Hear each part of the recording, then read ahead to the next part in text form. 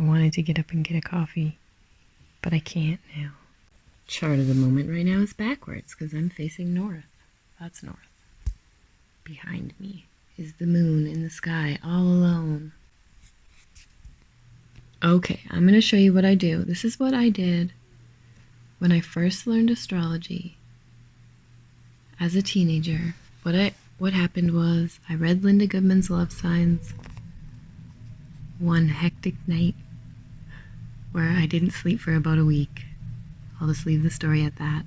And then after I read Linda Goodman's Love Signs, I could immediately piece how all my relationships had gone in elementary school because I remembered everyone's birthday. In the 80s, we did that. We remembered stuff. It wasn't on our phones. I knew everyone's phone number and everyone's birthday. And yeah, I know a lot of my friends didn't know any of that, but I was just observant. I noticed things, and I liked to remember birthdays. Way before I found astrology, I just liked to remember everyone's birthday. After I read Love Signs, I could immediately place, holy crap, that big kid in school, Roger, those two girls, Candy and Andrea. I still remember the two Sagittarius girls, December 10th, December 15th. They were best friends. They sounded the same. They skipped when they walked. And they were both kind of, oh, hee hee, really giggly and Sagittarius-like. Anyway, then I met a girlfriend who we were immediate best friends, inseparable. And we still talk. And this was almost 30 years ago now. And I met her. And I don't even remember who asked first. We just asked at the same time what our birthdays were. And her birthday's 2 days before mine, the same year, and she's born in the same province as me, so her chart is extremely similar. She only has a different moon sign and a different ascendant, and we're both also born right before the Venus-Aries retrograde, so even our Venus-Aries is in the same spot because Venus had slowed right down. And we were inseparable, and everyone thought we were sisters somehow, or related.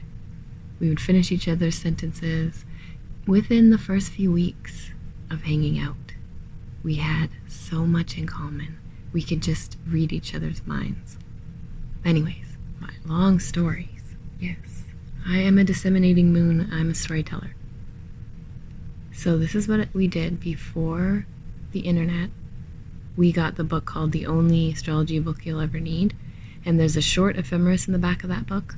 Not a 9,000 year ephemeris, but this ephemeris is online. It's free on astro.com. And you can go down here and look up anyone's birthday you want. So let's look at mine. So say somebody tells you their birthday. They're born in 1977 and they don't know their time. They only know their birthday is Chuck Norris's birthday, March 10th. You can go there and see March 10th. 1977. Sun, Pisces, 19 degrees. See, the moon will say 16 degrees of Scorpio because these are written for midnight. If you don't know someone's time, you're looking at this ephemeris, it's written for midnight. Just keep that in mind. So you can't tell them their moon sign. Ooh, I forgot to put this part in here, so I'm editing this in. When you're looking at somebody's sun and around about where the moon was, you can also tell their moon phase. And moon phase is a huge part of astrology that is overlooked a lot. On the internet, on the machiney doodad, and click moon phase calendar and look yours up if you can't figure it out. But you can easily figure it out on here, and this is how I do it. So when I see the sun is Pisces and the moon is Scorpio, it doesn't matter the degree. Even if it's Sag. I just know. I think of it like this. At the new moon, the moon was right with the sun. Pisces sun, Pisces moon. Then the moon grows away. So which way is it growing? That's the way I think of it. You just have to know the 12 signs, and then you know the sign that's after Pisces is Aries, and then Taurus, and then Gemini. And then you'll get up to the opposite sign of Pisces, Virgo. Maybe. Or they could be born before the full moon. See what I mean? Because the opposite sign of Pisces is Virgo. The October 7th. The sun. Derp. Let's look at October 3rd. October 3rd. Sun in Libra, moon in Gemini. So the new moon was Libra. The full moon would have been Aries. And is Gemini before or after Aries? It's after. So this person is also born in the same moon phase as me. They're born in a disseminating moon. So they're a disseminating information all the time, a storyteller. Neato burrito. Venus Aries, Mars Aquarius, Jupiter Taurus, Saturn Leo, Uranus Scorpio, etc. So this is what me and my Pisces bestie did for all of our teen years that we hung out together. And then I kept going and she didn't really. She didn't. She went to university actually and took a bunch of writing and research classes. I don't even know what it's called. She was always a writer. She had a journal and she would always write and I would always doodle, and I'm not a very good writer, but I like to draw the symbols and stuff, so I was always Astro doodling and drawing the symbols.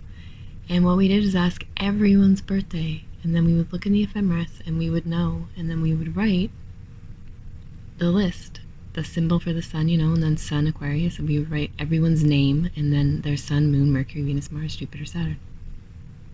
And just that alone, you don't need the houses, you don't need the time, just that alone you can see the subtle differences. Sometimes they're not subtle at all, sometimes they're huge, right in your face. Jupiter square Mars, insatiable drives, right in your face.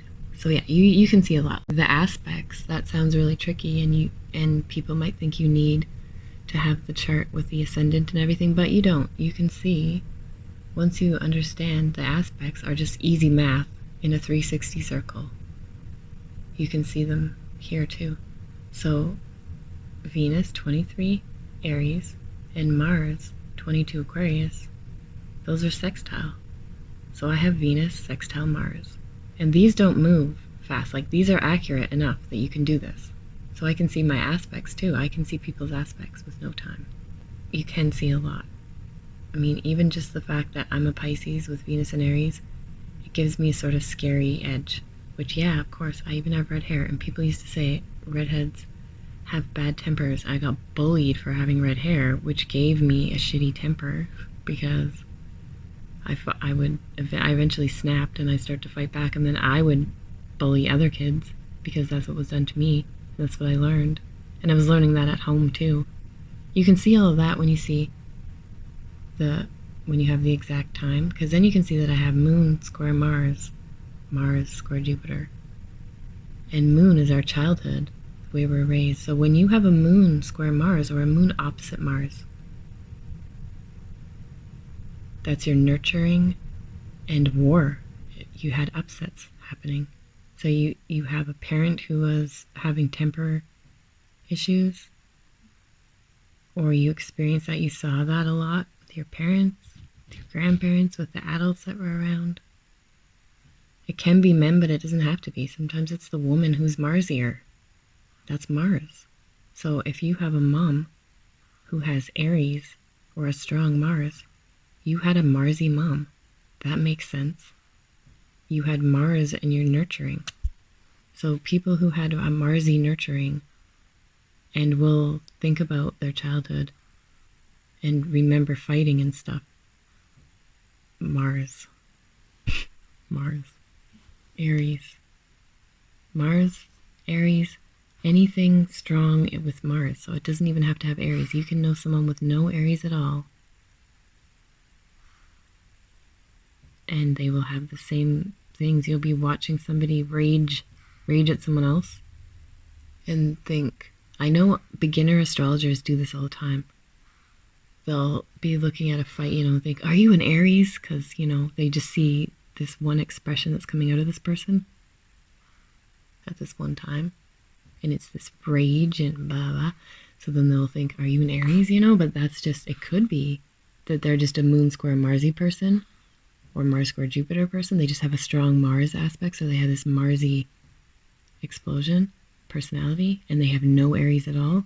Or it could be a transit for them where they're normally really calm and chill, and then they have Mars go over all their shit. Like Eric Dubay, good example. When he made the videos making fun of people who were coming out with flat earth, those were sharp, and I'm sure they hurt a lot of people's feelings. And that's what I'm talking about. That is Scorpio. And when you watch his other videos where he's all calm, you know, this is the breathing techniques, and Virgo, and he's just so organized and not really emotional, you can see that that was an emotional, explosive time for him where he was super pissed. And then it went away. That was when Mars was on his own Mars.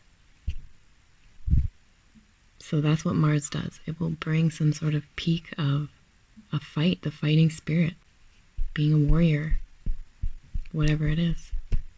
Yes, you can tell a ton about someone without their time, just by knowing their birthday and year. And it's all right there.